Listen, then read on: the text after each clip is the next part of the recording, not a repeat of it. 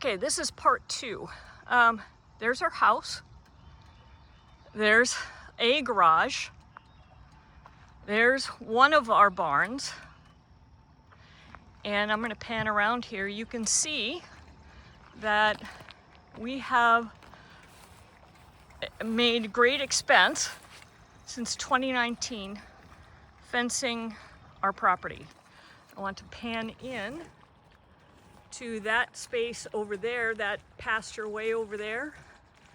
Between that pasture and that pasture right down there, we just dropped, literally last week, a $100,000 check in the mail to fence that property, install a well and electricity to those two pastures.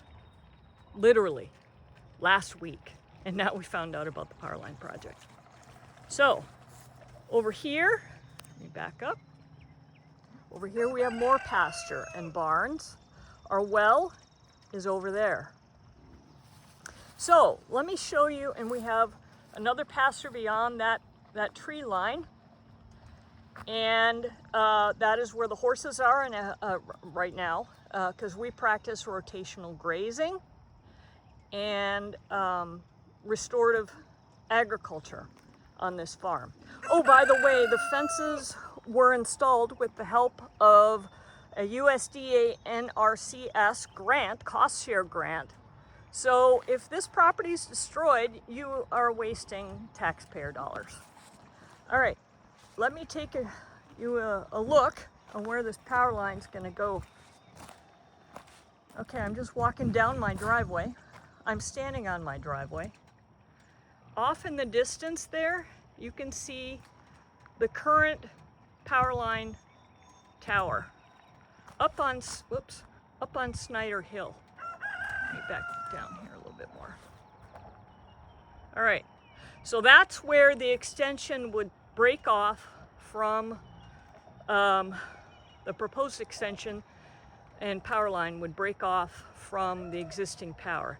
It would come directly at me through that tree line, destroying, of course, this fence line, that forest, which we have also preserved as a part of the U.S. Forestry Service and cost shares with that.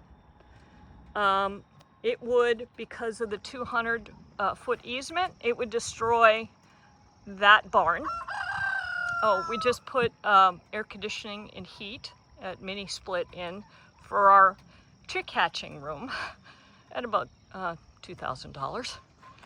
So that power line would come straight through here. It would, of course, destroy our barn. It would come between us and the house.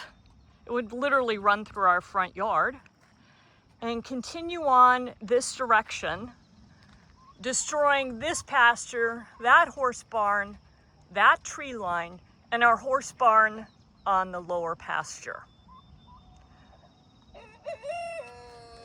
I'm gonna do part 3.